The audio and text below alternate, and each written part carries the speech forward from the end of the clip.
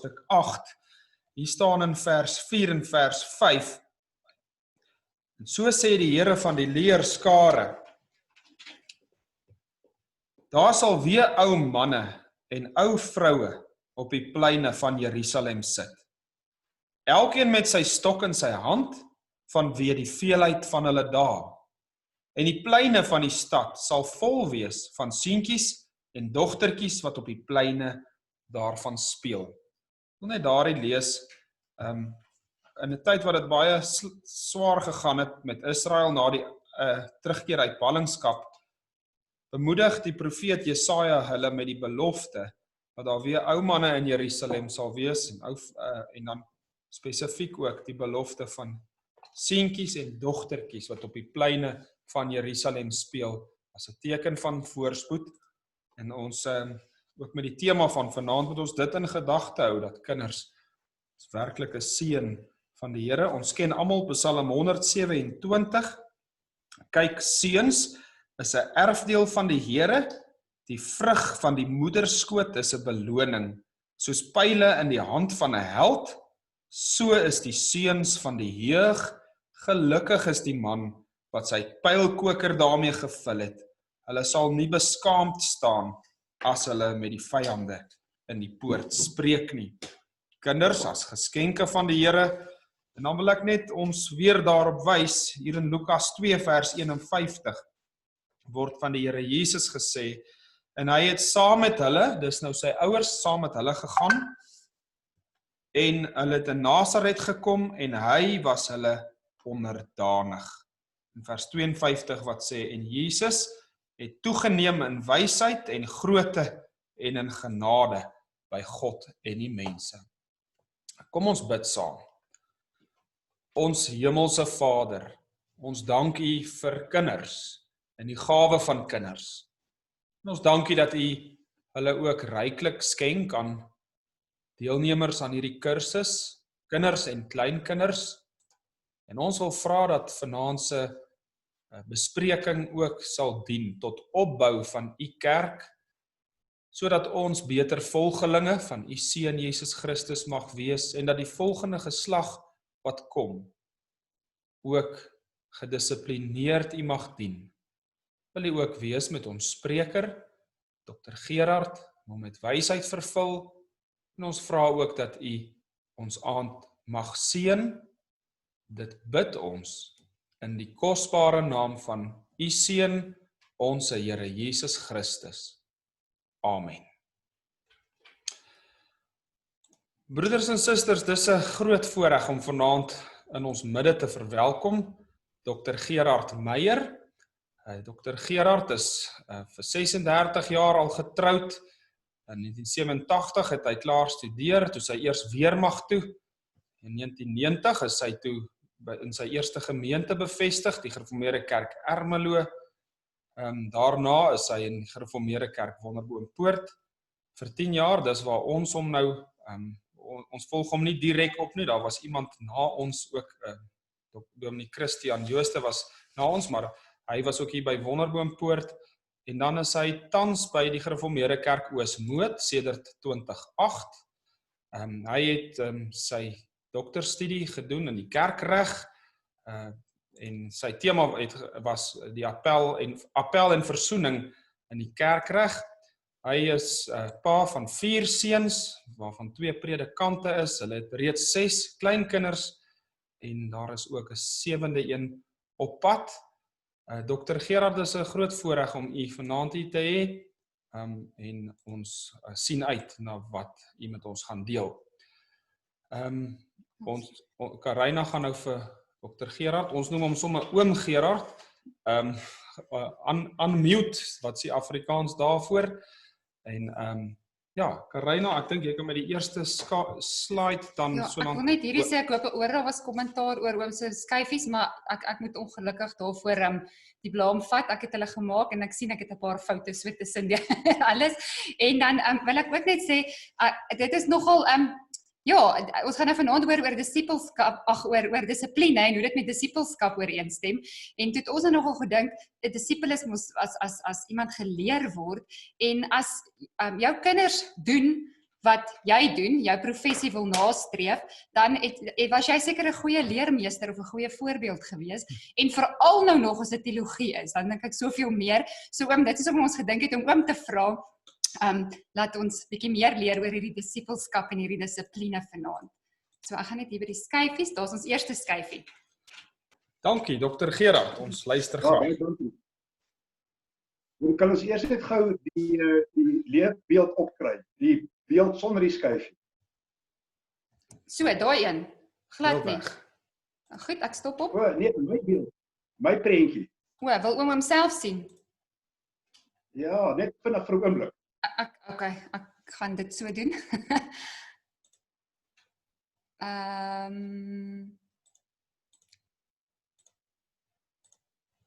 So, sien oom nou homself?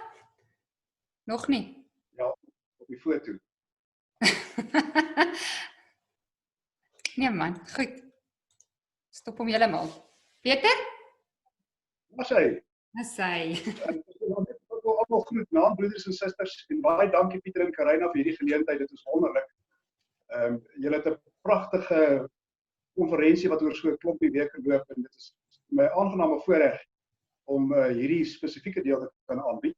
En julle is baie oorspronklik met al die corona items. Vanaand is nou gereeld hande was, nie waar? Ja. So. Gereeld doen is dit nie. Dit deel van dissipline, hoor. Baie dankie vir die geleentheid. Ek wil graag vra dat ons die eerste skyfie kry.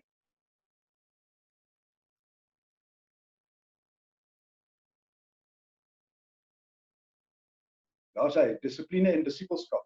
Broeders en susters, ek is gevra om bietjie met te praat oor dissipline in die gesin. Dis 'n baie groot onderwerp, en ek gaan probeer 'n paar kort lyne te trek vir 'n begin, en dan kan ons miskien van daar af saam gesels oor hierdie onderwerp. Ek dink dissipline is vir ons 'n redelike bekende term. Dit kom van 'n Latynse woord wat beteken dis 'n instruksie of om gehoorsaam te wees aan gesag. Dit gaan oor ordelike gedrag. Die eintlike woord onderliggende aan is nogal verbasend, dis die woord disco. En dit het nou niks te doen met liggies en musiek nie. Disco is om te leer. Dus dissipline is die manier hoe 'n mens leer. En 'n disipel is die een wat leer. Wel, ons weet 'n disipel is 'n leerling. Daar's 'n baie belangrike verband, 'n verhouding tussen 3 begrippe wat ons vanaand moet aan vashou. Die een is orde, Die tweede een is dissipline en die derde is tug. Orde is 'n woord wat dikwels in die skrif voorkom, God is 'n God van orde. Dissipline is hoe 'n mens by die orde bly. En tug is hoe daardie dissipline uitgeoefen word. Kom ek sê dit net weer vinnig. Orde, dissipline, tug. Orde is dit wat God neerlê waar volgens sy skepping geregeer word. Dissipline is hoe ons by die orde bly en tug is om weer by die dissipline te bly. Nou ek wil tog vir julle 'n interessante stukkie lees wat ek raak gelees op Wikipedia. Wat sê hulle oor dissipline en tug en die dinge? Hulle sê tug is die instrument waarmee dissipline in 'n groep gehandhaaf word deur die onderrig van gehoorsaamheid en vaardigheid. Bekende voorbeelde van mense wat met dissipline werk is die slegte onderwysers. Dit moet nogal oplet, nee, die slegte onderwysers wat dissipline nodig het om orde te hou en militêre meerderes wat disippels dwing om hulle opdragte te volg. Dissipline is deel van 'n autoritaire leierskapstyl. Dit is die meerderwaardige wat die kleineres leer om leierskap te aanvaar en sodoende die meerdere vrywillig te gehoorsaam. Nou sê Wikipedia, leiers hoef van nature amper die dissipline te hê. Dit is die gedagte van Wikipedia. Dit is die gedagte eintlik van die wye wêreld oor dissipline. Wat baie hartseer is, want as 'n mens net Spreuke lees, die hele boek Spreuke is vol daarvan dat die vrees van die Here is die beginsel van kennis, sotte verag wysheid en tug. En hy sal sterf deur gebrek aan tug en deur die grootheid van sy dwaasheid sal hy dwaal.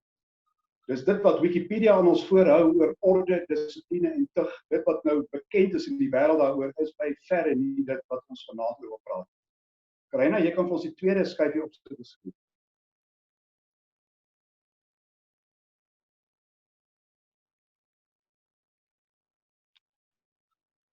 Daar sê, broers en susters, as ons vanaand praat oor orde, dissipline en tug, dan is daar enkele skrifgegevens wat ek graag met julle wil deel. Daar's natuurlijk baie meer, maar ek dink 'n baie belangrike kern vind ons in Efesiërs 6. Kinders, julle moet julle ouers gehoorsaam wees in die Here, want dit is reg. Eer jou vader en jou moeder, dit is die eerste gebod met 'n belofte, sodat dit met jou goed mag gaan en jy lank mag lewe op die aarde. Dis natuurlik nou die 5de gebod. En vaders, moenie julle kinders vertoor nie, maar voed hulle op in die tug en vermaning van die Here. Nou ek het die Griekse woorde daarin gesit, nie om verwarring te skep nie, maar om die aandag te vestig op woorde wat ek dink ons nogal ken, en selfs in Afrikaans. Vaders, moenie julle kinders vertoor nie, maar voed hulle op in tug en vermaning. Daar is eintlik 3 woorde daar. Voed op, tug, vermaning, wat al 3 te doen het met dissipline. Ek wil spesifiek wys op daardie woord die tug. Die Griekse woord is paideia, waar ons woord pedagoog en pedagogiek vandaan kom. En die woord vermaning, nouthesia, dit het daarmee te doen dat 'n mens die tug op 'n sekere manier toepas. Nou, ek wil vir julle spesifiek wys op die inhoud van hierdie woorde, want baie keer ons Afrikaanse idee van woorde is nie noodwendig presies dieselfde as dit wat in die Grieks en in die Hebreëus staan. Die nuwe direkte vertaling sê, moenie julle kinders uittart nie, moet hulle nie vertoor nie, maar voed hulle op in die tug. Die tug is positief, dis opbouend. As mens praat van tug, dan gaan dit oor vorm gee, jy gee rigting. Dis amper soos wanneer mense 'n klein boompie plant, en as jy die boompie geplant het en jy het hom goeie water gegee en mis en al daai dinge, dan sit jy langs die boompie 'n hout of 'n staalpen, 'n dropper of so iets. En jy bind die boompie aan die staalpen vas. Daardie stuk hout moet seker maak dat die boompie reg groei. Nou broeders en susters, dis wat tug is. Tug is die hout langs die boompie en die boompie word regop gehou deur die tug. Vermaning, daai tweede woord, nouthesia, is bietjie meer negatief. Dit wys op waarsku, teregwys. Soms baie voelbaar met 'n ferm hand. As 'n kind afdwaal, dan moet ouers ingryp tot die behoud van die kind. En 'n deel van vermaning is dat kinders ook gehelp moet word om slegte invloede aan hulle weg te hou, sodat die duiwel nie 'n vatkans op hulle lewe kry nie. As mens net hierdie gegewe vat van Efesiërs 6, dan bemerk 'n mens dat opvoeding of dissipline hoofsaaklik tweeërlei behels. Jy bou die goeie op en jy breek die slegte af. En dan lê hier ook tegelijkertyd twee waarskuwings. Die een is, moenie mag misbruik as jy dissiplineer nie. Dit is iets wat baie maklik gebeur, veral in ons tradisionele Afrikaanse gesinne van streng dissipline en ferm optrede, wat baie goed is, maar 'n mens moet baie mooi werk met die toepassing van dissipline. Dit kan maklik ontaard in welles. Ek dink dit is waarskynlik wat Wikipedia in gedagte het as hulle so praat van tugs as wat hulle praat. Dan mag kinders nooit iets doen nie en hulle is altyd verkeerd en hulle is heeltyd in die pad van die groot mense. Hulle word gesien maar nie gehoor nie. En dan word die jong kind se lewe eintlik in die grond getrap. Dus mens moet baie oppas volgens Efesiërs 6 dat 'n mens nie die opgroeiende krag, die lewenslus, die energie, die blink planne van jong mense, die lus om dinge te doen, met harde optrede dood te druk nie.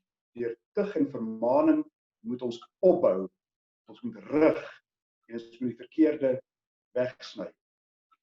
Ons kan gaan na die volgende skyfie oor Kolossense 3. Daar is baie dieselfde, kinders, julle moet julle ouers in alles gehoorsaam wees, want dis die Here welbehaaglik. Vaders, moenie julle kinders terg nie, sodat hulle nie moedeloos word nie. Hier is dan weer 'n paar ander woorde. Dit gaan oor terg. Dit beteken jy maak iets in jou kind los wat nie gesond is nie. Jy hinder 'n kind. Jy's die oorsaak daarvan dat 'n kind gaan dinge doen en sê wat hy nie sou gedoen het as jy nie geterg het nie. Die gevolg van terg is hy word moedeloos. Dit beteken eintlik hulle word fitloos, rigtingloos. Hulle word nikszeggend. Hulle word passief. Dan kry mens 'n kind wat nie meer homself is nie, maar hy is eintlik uitgelewer aan die vorm wat die pa het. En dis nou glad nie goed nie. Ons word hier gewaarsku, nie terg nie, sodat kinders nie moedeloos word nie. Dis 'n skrifbeginsel. Die volgende een vind ons in Hebreërs 12.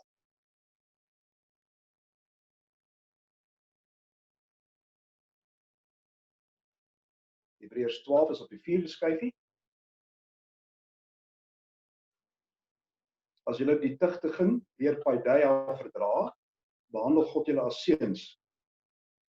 Want watter seun is daar wat die Vader nie tugtig nie?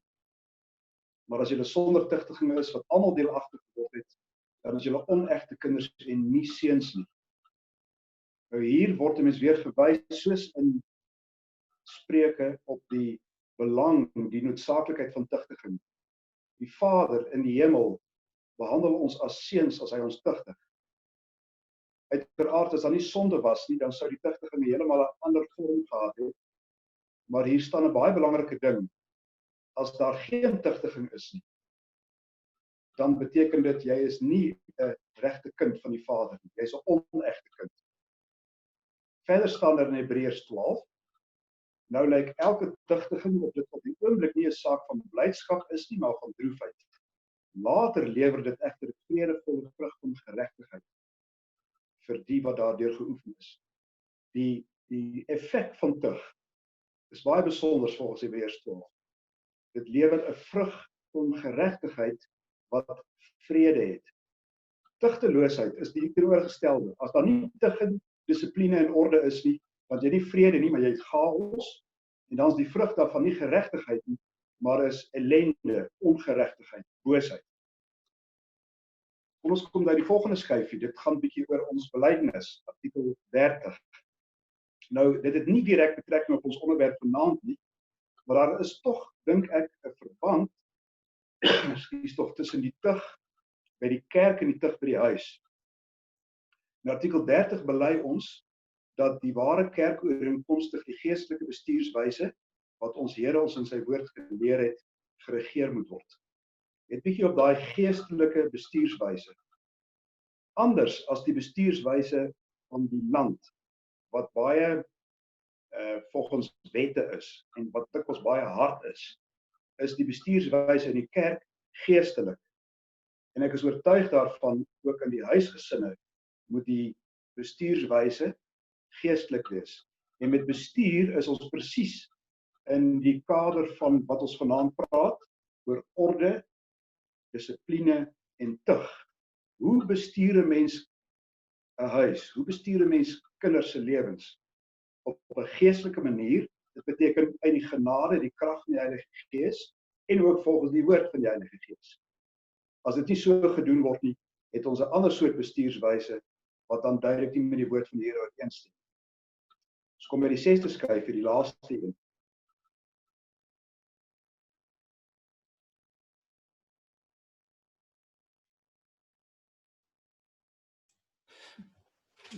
Dit is die laaste een wat ons gehad het, oom Gerard. Okay, wat nou?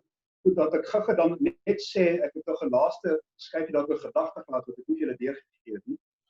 En ek wil graag iets sê oor dissipline en selfdissipline. Galasiërs 5 is die bekende vrug van die Gees: liefde, blydskap, vrede, lankmoedigheid, vriendelikheid, goedheid, getrouheid, sagmoedigheid, selfbeheersing. Selfbeheersing. Mens sou kon sê selfdissipline. Nou, wat is die verband tussen selfdissipline en dissiplinering van kinders? Daar's 'n baie duidelike verband, want albei gaan oor dissipline. As 'n mens jouself nie kan dissiplineer nie, hoe gaan jy jou kinders dissiplineer? Ons vind ook daardie riglyn vir amptdraers: as jy jou eie huis nie goed kan regeer nie, hoe doen jy dit dan in die huis van God? Nou, selfdissipline het baie te doen met selfbeheersing. En ek dink in ons gesprek vanaand gaan ons daarby kom, want as ons nou hierdie dinge in praktyk toepas, dan is dit dikwels ongelukkig so dat 'n mens dissipline veral in 'n vermaanende sin toepas, die oomblik as hy iets skeefloop. Die kind doen iets nie reg nie, of daar is soveel kere gefouteer en nou die emmertjie oorgeloop en nou moet daar dissipline toegepas word. En dikwels is mens as ouer dan self ook nie meer heeltemal lekker nie. Jy's moeg, of jy is vies, of jy is kwaad, of jy is ontstel, en jou beker loop oor, en nou op 'n manier reflekteer dit in die manier hoe jy die kind dissiplineer. En daarteen waarsku die skrif ons om te sê, onthou, om te kan dissipline toepas, moet jy selfdissipline hê.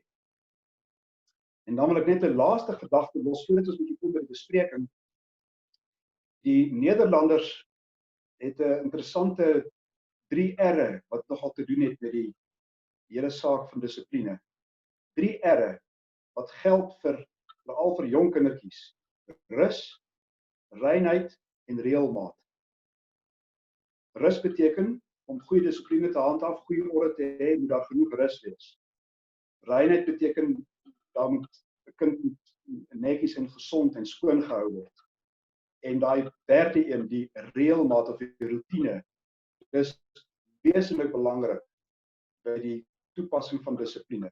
As daar nie reëlmaat in 'n kind se lewe is nie, moet 'n mens nie verwag dat 'n kind binne die lyntjies gaan inkleer nie. Inteendeel, dan is die kans baie goed dat daar buite die lyntjies ingekleer word, maar daar selfs dalk ander prentjies geskep word as wat jy graag sou hê, en dit skep konflik. Dit skep ongelooflike wrywing in 'n gesin, en dan moet daai konflik moet dan opgelos op 'n sekere manier, en dan is dit dikwels deur middel van verkeerde dissipline.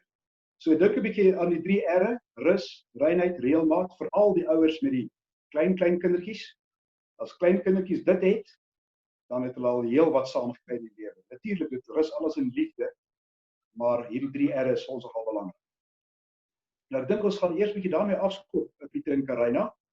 Hier is 'n hele paar vrae wat ons kan hanteer, maar ons kan daarby kom soos wat die gesprek vorder. Reg, oom Gerard, baie dankie. Sjoe, ek sit nou hier en maak lysies oor wat ek nou weer moet onthou hier by my in ons huis. Ek wil so 'n bietjie op 'n praktiese punt sê, toe oom nou gepraat het oor die selfdissipline en die dissiplinering van die kinders, dat dit is regtig so. Ek het in hierdie week dit beleef, om so by die huis te wees met 5 klein kindertjies, en jy moet die skool en die huis en die alles hanteer, en dit is wasgoed wat in hoope lê, en toe is ek naderhand vir hulle so kwaad, omdat hulle net nie, as ek sê aantrek, gaan aantrek nie. Ek sê, trek aan, staan op, maak op jou bed. Kom ek agter, maar dood eenvoudig is dit my skuld, want daar's chaos, daar's nie dissipline van my kant af nie, want die klere lê die waskamer vol, hulle kan dood eenvoudig nie aantrek nie, en ek begin skree, omdat die kinders nie vir my luister nie, maar eintlik lê die fout by my.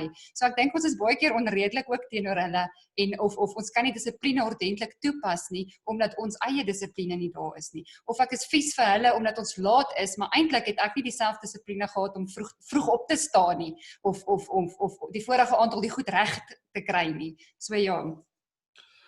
Ja, ek het nogal iets wat ek dink baie huisgesinne mee worstel is die verheffing van jou stem as 'n metode van dissiplinering. En verheffing van stem klink nou mooi, maar mens kan op jou kinders begin skree. Oom Gerard, wat is daar geleenthede wat jy op jou kinders kan skree? Wat is oom se siening van die saak? Ja, ek dink nie mens moet ooit op kinders skree nie. Want wanneer skree mense is die oomblik as jy self nie meer in beheer is van sake. Om jou stem te verhef, dink ek is dikwels nodig. Mense praat ook van verskillende vorme van dissipline. Ek dink een baie spesifieke vraag wat sekerlik na vore kom is, wat is die verskil tussen dissipline en straf? En ek dink ons as Christene is baie bewus daarvan dat Christus dra vir ons die straf. Dis die vergelding. Hy betaal wat ons nie kan betaal nie. En dit moet ons ook na ons kinders deurvoer. 'n Kind moet nooit voel jy betaal vir iets wat jy verkeerd gedoen het nie. Want dan is jy glad nie meer in 'n proses van opvoeding nie. Dan is jy besig met 'n lysie, 'n wetlike lysie van onthou vir hierdie oortreding betaal jy daai straf. Nou dis nie opvoeding nie, dit is so tronkstraf. Dit is wat die owerheid doen. Dus ek sê nou dalk 'n klomp goede gelyk, maar in die eerste plek lyk dit vir my belangrik as ons 'n kind opvoed, dan is jy dus besig om die goeie op te bou aan die hand van 'n stel reëls. Dit is daai tug, die paideia van Efesiërs 6. Jy is besig om die slegte goed van die kind weg te vat. Gestel hierdie kind doen dit nie goed nie, wat moet jy dan doen? Gestel die kind wil nie mooi regop groei nie, maar hy wil skeef groei. Of hierdie kind karring die hele tyd by die verkeerde goed. Dan moet die tug of die dissipline op 'n sekere manier toegepas word. Hoe doen die mens dit? Nou dit verskil natuurlik van kind tot kind en van ouderdom tot ouderdom. Ek dink vir 'n jonger kind, veral babetjies, is stemverheffing al dikwels heeltemal genoeg. Julle sal ondervinding daarvan hê. Vir ouer kinders ook, 'n stemverheffing behoort genoeg te wees. Maar nou partykeer dan veral hier by die 2-3-jariges, en dis nou waar ons kleinkinders trek en ek sien dit alweer, dus soos as ons eie kinders weer groot word. Hulle begin die grense toets, nee, want hulle kyk hoe ver kan hulle vir pa en ma vat. So dan is 'n stemverheffing nie meer genoeg nie. Dan moet mense 'n paar ander planne hê. En ek dink die Here gee vir ons die planne, ook deur baie liefdevolle pak slaag te gee.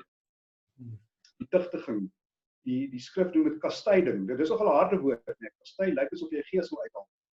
Maar kastyding het regtig te doen met, nou word dit nie meer net hoorbaar nie, dit word voelbaar. Ek voel op my boude, hier gebeur iets met my.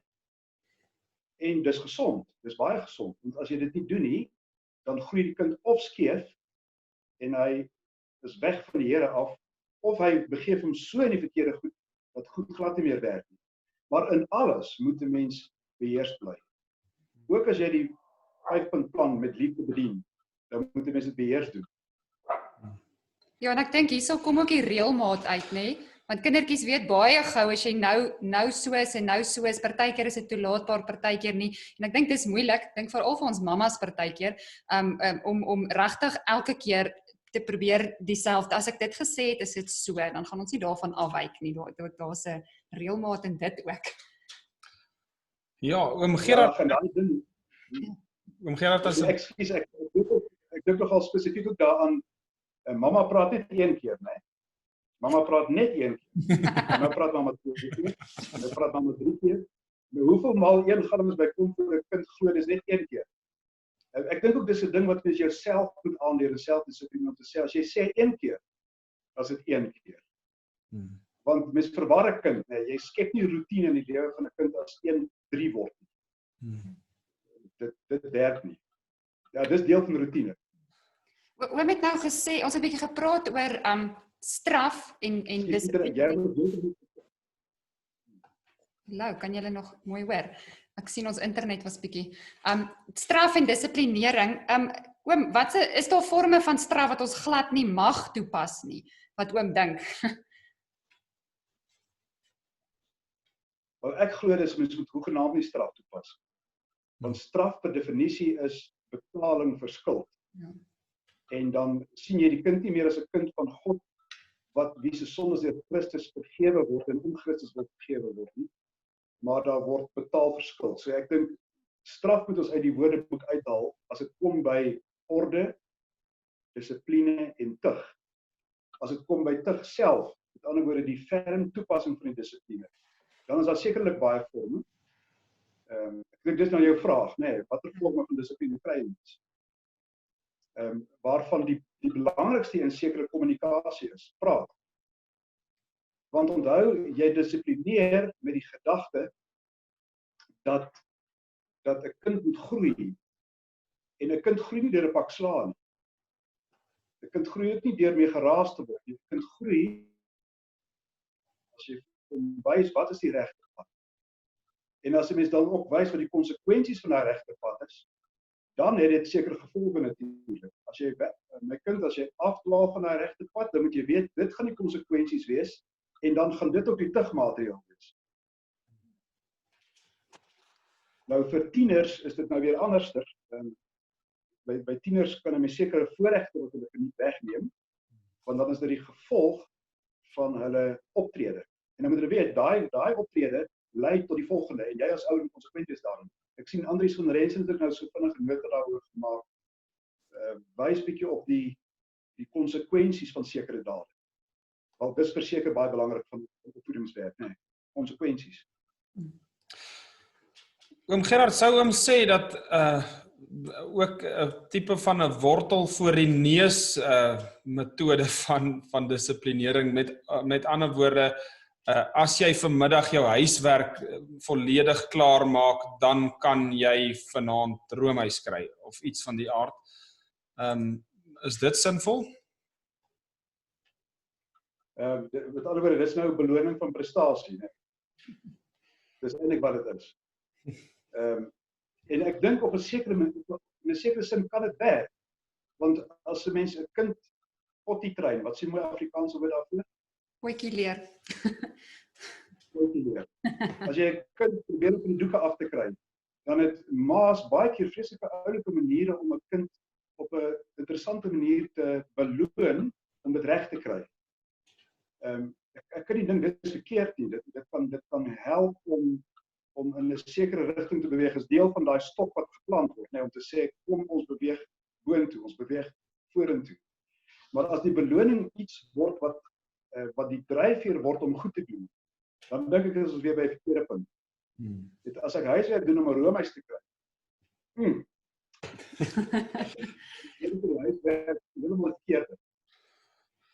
Oom Gerard, ons verwag van ons kinders om vir ons te luister. Dit is nou een van die groot dinge. Jy weet, mens kan eintlik verstom staan hoeveel keer jy vir 'n kind partykeer iets moet sê. My vraag is, watter verantwoordelikheid het 'n ouer teenoor sy kind om vir sy kind te luister in die hele opvoedingsproses?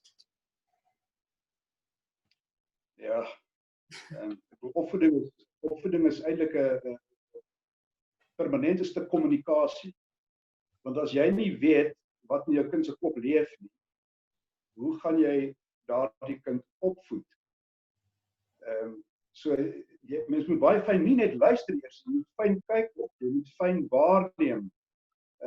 Baie keer is dit in die gedrag van 'n kind wat jy agterkom, maar hier is ons nou nie heeltemal lekker nie. Hierdie kinders van ons sien nou wat die kind is nie wat hy gister was nie. Wat is hier aan die gang? Dis mos ook 'n vorm van luister.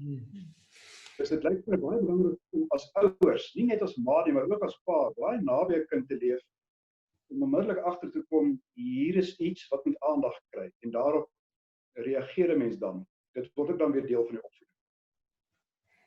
So kinders moet na geluister word, ongetwyfeld. Maar ek dink dit gaan meer oor as net luister. Oom, die hele gedagte van 'n verenigde front wees, mens hoor nou baie keer van dit. Is dit belangrik dat 'n pa en ma, as hulle dan verskil oor 'n saak, nie voor die kinders verskil in terme van die kinders se dissipline nie? Ja, ek wil oor dissipline moet ouers nie verskil. Want onthou, dissipline gaan daaroor dat daai disipel geleer moet word. En dan moet mense uit een mond praat. Ouers kan van mekaar verskil oor 'n saak, ook voor kinders, want dan leer kinders hoe om verskille aan te spreek en uit te sorteer. Maar ouers moenie van mekaar verskil voor die kinders waar dit kom by die manier hoe hulle opgevoed word. Trouwens, mens sien die konsekwensie daarvan as dit wel gebeur. Ja, dan begin die kinders, die ouers afspeel teen mekaar. Nou vra hulle dit vir die een en net iets anders vir die ander een. As pa nie ja sê nie, dan vra ek vir ma, en dan sê ek vir ma, pa het ja gesê. Mens soek eintlik vermoeilikheid as jy uit twee monde praat. Dit is baie sleg. En mens moet regtig gesamentlike pogings aanwend. Verenigde front, dis eintlik 'n mooi woord. Want dis nie dat mense albei dieselfde ook is nie. 'n Ma doen dinge anders as 'n pa. Ja. En baie keer 'n ma kan baie fyner aanvoel. 'n Ma sal vinnig sien, hoorie, maar boetie is nie lekker nie. Weet dat ek as pa dit nog glad nie raak sien. Maar ander kere sien ek weer goed raak wat sy nie raak sien. So dis daai verenigde front, né? Maar ons moet saamstem oor die dissipline. Miskien op daai punt, dit is dalk 'n bietjie meer in die verlede, so ek weet of dit nog so werk nie. Maar dit sal dan verskriklik wees as 'n kind iets verkeerd doen en die ma sê, vanaand as pa by die huis kom, dan gaan jou velle waai. Nou, dis dan geweldig onbillik teenoor die pa en teenoor die kind. Want dan word dissipline ook al weer straf. En die arme pa, hy wil so graag sy kind vanaand by die huis kom en hy wil speel met die kind, maar nou het hy eers 'n lysie om af te tik. Hy moet eers 5 pakke slaai uitdeel vir die 5 slegte goed wat gebeur het vandag. Dit kan nie werk. Ja. Ek dink hierdie verenigde front het ook te doen met ons het nou gepraat van kommunikasie in die huis, maar dat ouers moet met mekaar praat oor die dissiplinering van kinders, saam daaroor bid, saam die woord ondersoek daaroor. Jy weet, so as die huwelik sterk is, dan help dit ook met die dissiplinering van die kinders. Maar met dit gesê, kan dit wees dat swak gedissiplineerde kinders negatief op jou huwelik uitwerk? Jy weet dat dit spanning in die huwelik bring as daar nie goeie dissipline by die kinders is nie. Ja, ek dink dis eintlik onvermydelik, né? Want as daar nie goeie dissipline is nie, dan gaan die orde in die huis versteur wees. En as die orde in die huis versteur is, dan gaan dit 'n uitwerking hê op almal in die huis. Veral op die ouers. Want hulle gaan mekaar ook in die hare begin vlieg oor. Wat moet ons nou met volgende met die kinders doen? Hoe gaan ons hierdie saak onder beheer bring? Dus ek dink Pieter, wat jy nou sê is onteenseglik so. As ouers van hulle kant af nie in die lig van God se woord kan vasstel, maar hier lê die lyn en hier beweeg ons binne. Dis die reëls vir die huis. En hier binne is ons gelukkig en bly en opgewonde. Dan gaan dit uiteindelik 'n terugvoer hê na die ouers wat hulle roep nie nakom. Dit kan nie anders. Ons gaan nou so 'n bietjie na die vrae kyk wat inkom. Hier kom wonderlike vrae in. Iets wat ek net dit is 'n vraag wat ek het. Ons kry dit baie dat van die ouer mense in die gemeente amper half die gevoel het dat die jonger mense, ons geslag wat nou kinders grootmaak, dat ons te sag is met die kinders. Dit is nou sommer so breë skoot. Dat die jonger geslag nie dieselfde dissipline toepas. Die kinders is minder gedissiplineerd as wat dalk toe ons nou self kinders was nie. Is dit 'n ervaring wat oom ook deel of nie? Ja, goed, dus praat nou oor 'n ervaring. Ek deel dit nie. Ek weet in die verlede is daar heel wat meer pak slaag uitgedeel. As ek nou net dink toe ek op skool was, hoeveel keer het ek pak slaag gekry? Dit was net gewoon baie gewees. En mens het nie altyd eers geweet hoekom nie. As jy 'n boek vergeet het of as jy 'n sommetjie nie reg gekry het nie, kry jy 'n pak slaag. Nou die vraag is dit 'n sinvolle manier van disipel wees of om gedissiplineerd te word? Die feit dat ek 'n pak slaag kry het nie gemaak dat ek die som beter doen nie. Dit het ook nie gemaak dat ek volgende keer my boek onthou. Nou dit lê miskien bietjie in lyn met wat jy nou sê, Pieter. Ek dink nie dat vandag se kinders minder gedissiplineerd is as in die verlede nie. Veral nie van gelowiges nie. By ongelowiges, of by mense wat nie ernstig oor die Here se woord is nie. Ek dink daar kry mense dit dalk wel. Maar daar is 'n totale verkeerde visie op die kind, dink ek. Jy kry die soort van vrye opvoeding wat die kind eintlik deur middel van eksperimentering maar moet leer wat hy wil leer en wanneer hy wil leer. Hy moet sy eie kop volg, hy moet sy eie kop stamp op en sy eie vingers brand. Dus dan is eintlik alle tug en dissipline by die deur uit. Dit kry mens natuurlik wel meer deesdae. Maar ek dink nie ons kinders oor die algemeen word nou slegter gedissiplineer as 30 jaar gelede. Hulle word anders gedissiplineer. Ja. Oom Gerard, Ek dink julle ouers doen wonderlike werk.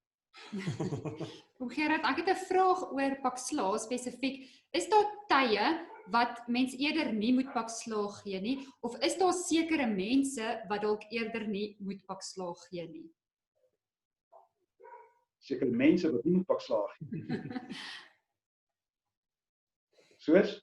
Nee, ek vra dit na aanleiding, ons het so 'n bietjie daai Dare to Discipline van James Dobson deurgewerk en hy sê daar, as jy geneigtheid het om gewelddadig te wees, moet jy eerder nie jou kinders pak slaag gee nie, of as jy geneigtheid het om emerig te wees en jy meer baie vinnig Slaag en selfdissipline kan gee nie. Moenie dit doen. Is die lyn net 'n bietjie opgebreek? Ja. Ja, ek sien ons lyn het so 'n bietjie opgebreek. Ja, maar oom het nou gesê, as jy dit nie met selfdissipline kan doen nie, dit het ons gehoor. Ja, moet dit dan nie doen nie, want jy gaan uiteindelik daar is baie voorbeelde daarvan, dat jy dan nie meer besig is met 'n pak slaag nie, dan is jy besig met marteling, jy maak 'n kind seer. En die kind leer ook nie daaruit nie, want die pak slaag moet 'n kind iets leer, anders is dit nie meer opvoeding. Ek is 'n goeie wikkie, net die regte ding. Ek wil so 'n bietjie hierso na die gesprek in die teksboks beweeg. Hierso sê Orrie Oosthuizen, wat vir ons baie maal die moeilikste deel van dissipline is daardie positief opbouende tug, alvorens dit nodig is om te straf. Dit voel soms asof daardie positiewe tug nie so effektief is as wat 'n goeie drag slaa is nie. Partykeer is dit net makliker in slaan net gou die kind, dan het jy 'n onmiddellike reaksie. Maar dis meer moeite om die opbou vooraf te doen. Ek dink dis wat Orrie daar probeer sê. Gerard wil hom iets daarop bygevoeg het. Ja, ek dink nie ons moet nou begrippe verwar nie. Met positiewe tug word bedoel jy voed 'n kind op in die vrees van die Here. Jy leer 'n kind, jy onderrig 'n kind, jy bedui 'n kind, jy gee vir 'n kind 'n klomp lewensvaardighede. Jy leer hom wat liefde en respek en omgee is, gehoorsaamheid. Dit is die positiewe opbou. En ek is sekerlik Orrie sal dit ook doen met sy kinders. En ons doen dit almal met ons kinders. Maar as 'n kind nou op 'n sekere oomblik daardie positiewe opbou nie reg beleef nie, as hy daarvan afwyk, hy kleur buitekant die lyntjies in. Weet wat dan? Dan skop hy 'n vermaaning in wat sê jy moet by die reëls bly want anders is daar konsekwensies. En die konsekwensies het dalk in die eerste plek 'n stem wat verhef word, maar die konsekwensie kan vir 'n bepaalde kind op 'n sekere leeftyd op 'n pak slaag wees. Gewoon omdat 'n kind se ore dikwels maar op sy boude sit. Mens moet die ore oop trek. Oom Gerard, 'n praktiese ding, ons probeer om, wanneer ons nou die kinders moet, meer moet raas of as daar gevolge is, en as dit nou uitloop op 'n pak slaag, altyd maar steeds saam met hulle te bid, en saam met hulle te sit, en daaroor te praat, en ek dink dit sluit ook aan by die pak slaag, is dat mense dit nie sommer net moet doen nie. Jy moet regtig dit deurdink en regtig die paadjie met daai kind stap sodat hy verstaan waarom hierdie nou gaan gebeur. Nou dit is nie altyd maklik nie want partykeer gebeur iets daar in die winkel of dit gebeur in die kar of dit gebeur, maar ek dink die punt is om altyd weer met die kind te praat daaroor, al is hulle klein. Ons 2-jarige verstaan dit baie mooi. So ja, laat dit nie net ongesiens verbygaan nie, maar laat mens regtig met die kind praat oor die situasie en wat hy daaruit kan leer. So hier is 'n vraag oor die konsekwensie van 'n verkeerde daad. Is dit dan nie straf nie, soos as jy 'n kind se speelding wegvat vir 'n week omdat hy iets gedoen het? Ja, goed, as dit straf is, dan is dit betaling, nee, dan beteken dit ek vat dit vir 'n week weg en as jy na 'n week gee ek dit vir jou terug, dan is jou straf nou gedra. Maar dit sê nie dat die kind iets daai geleer nie, want en dit jy het 'n belangrike punt gemaak, Reina.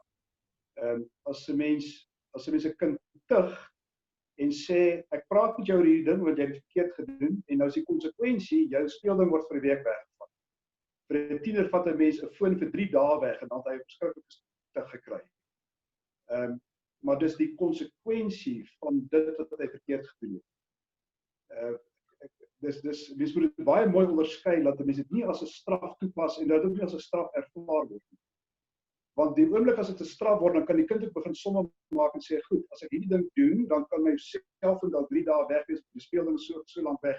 So dis wat dit my gaan kos.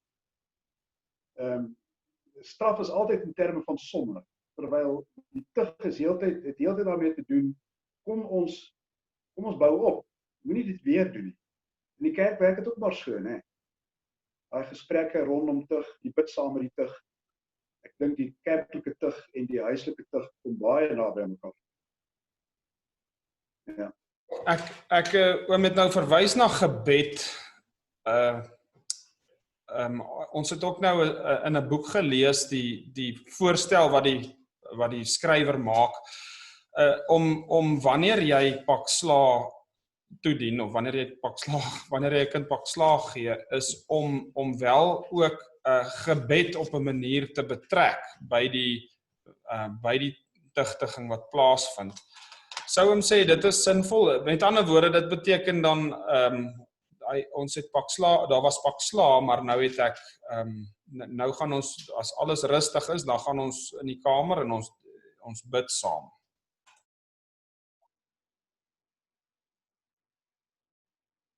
Oeps, jy het dit uitgesny.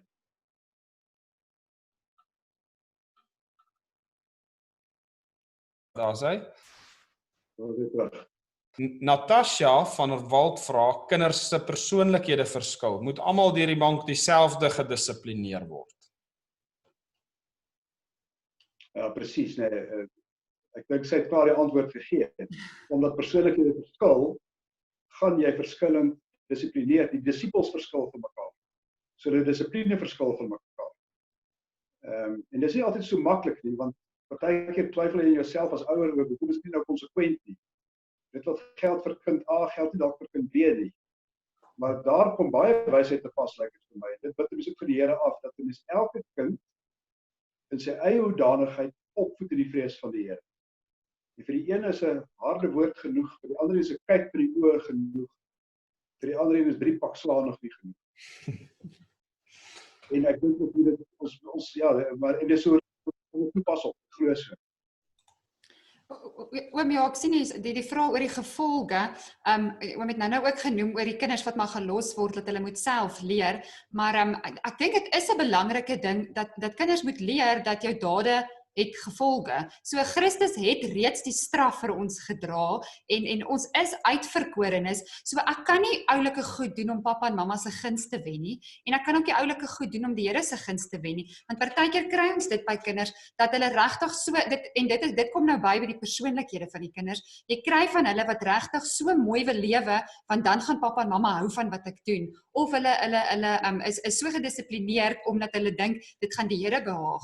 Maar dat mens moet oppas om daai te hê en vir hulle te leer, ek doen nie hierdie, my straf is reeds gedra, soos wat oom 'n paar keer mooi gesê het, en dan iets prakties, wat ek nou maar al aan gedink het, ons dogtertjie was so klein ou dogtertjie, so 10, 11, 12 maande, ek kan nie eers onthou nie, maar sy kon al verstaan, en ek onthou sy het met die seep in die bad gespeel, dan sê ek vir haar, los die seep, dit gaan jou oë brand. En dan as ek sien, dan staan sy maar weer op en het sy die seep. En toe besluit ek, nou gaan ek vir haar los, né? En sy het daai seep gevat en daar oog gebrand en sy is nou 7 jaar oud, sy het nog nooit weer met seep gespeel nie. So ek dink soms is daar mens moet mooi daai situasie lees van wanneer moet ek regtig 'n kind begelei om te sien maar my dade het oorsake. Ja, kyk, en dit is ook 'n stuk dissipline, nee, om te sê, goed, nou speel jy met die seep en jy gaan nou voel, maar jy kan dit met seep doen, jy kan dit nie met vuur doen byvoorbeeld nie, nee. So dan moet ons ook weer onderskei, wat kan 'n kind nou maar 'n bietjie uit ondervinding leer en wat beslis nie. Want seker goed uit ondervinding gaan letsels laat vir die res van die lewe. Dit gaan ook nie goed wees nie. Ja. Oom Gerard, die feit dat baie ma's werk in vandag se tyd, dit het 'n groot invloed op die dissipline van die kinders. Hoe moet ons daaroor dink? Hoe moet ouers daaroor dink wat gesinne nou 2 inkomstes van afhanklik is? Hoe moet ons daaroor dink? Enige raad oor dit? Hoorie, is daar nie dalk iemand wat in die volgende week daaroor gaan praat nie? Ja, ek dink veral en ook in die lyn van hierdie tema van vanaand. Die ouers is verantwoordelik vir dissipline van 'n kind, veral in 'n jong leeftyd. Dit sal dan vreeslik wees as 'n kind dissipline, disipelskap moet leer by iemand wat nie sy ouers is. Sê maar die kleuterskooltannie of die dagmoeder of wie dit ook al is, die bediende moet vir die kind dissipline leer. Dit sal dan 'n dag van kwade dinge wees. En dit bring mense noodwendig daartoe, dit is regtig die ideaal, ek dink ook dis die vertrekpunt dat 'n ma by die kinders moet wees. Ek weet, ons is baie daarop uit deesdae om te sê, ons moet 2 salarisse hê om die kostes te maak werk. Wel, kan 'n mens nie ook met 1 salaris die kostes maak werk nie. Jy kan maar daai vraag vir jouself afvra, want jy dalk net 'n bietjie minder goed. Maar jy het kinders wat disipels van Christus is. So, die kort en die lank is, ek dink vrouens behoort by die huis te wees. Terwille van die kinders en terwille van die Here. En van die man. Maar ek het nou net 'n vraag, weer 'n bietjie 'n praktiese ding. Ek weet jy is 'n paar ouer mense ook wat reeds klein kinders het wat ook inluister. So daai dissiplinering, ek bedoel ons praat nou heeltyd van hoe ek as ouer my kinders moet dissiplineer, maar ek weet baie van hierdie ouer mense help ook grootmaak aan die klein kinders en pas hulle op deur die dag en dan dis tog nou nie jou kind nie, dis jou kleinkind en het oom enige raad of enige idees oor dit? Ons is onsself besig om te leer, maar ek dink 'n baie belangrike plekpunt is die doopbeloftes deur die ouers afgeleer. En die doopbelofte sluit dissipline in. Dus die reëls wat by die huis geld wat deur die ouers neergelê is die reëls wat by oupa en ouma ook geld. En ons probeer nog regtig baie hard daarin werk dat ons nie ons eie reëls neerlê vir die kinders nie, maar ons lê die reëls vir die ouers neer vir die kleinkinders. En daarbey bly ons. So wat nie by die huis aan is nie, is ook nie by oupa en ouma aan. En wat by die huis oulik is, kan nie by oupa en ouma ook oulik wees. Goed, dit is 'n bietjie anders natuurlik, nee, want as hulle kom speel, dan is die ruimte bietjie anders. En oupas en oumas is nogal sakkers, dit is verseker so. Hulle mag maar wees op dink ek. Wat is die mooi woord, 'n suigstokkie. Ons kan maar 'n bietjie bederf op. Maar ek dink wat dit kom by die toepassing van tug, dissipline. Argumente onthaalwe by die huis mag 'n kind nie op die stoele en die banke klim nie. Want dan kan dit ook nie by oupa en ouma. Dis mos 'n reël. En as 'n kind by die huis iets verkeerd doen, as die konsekwensies sê maar so, dan moet dit by oupa en ouma ook so wees. Ja, so dit beteken daar moet ook kommunikasie wees tussen die ouers en die grootouers, dat daar begrip is vir dit.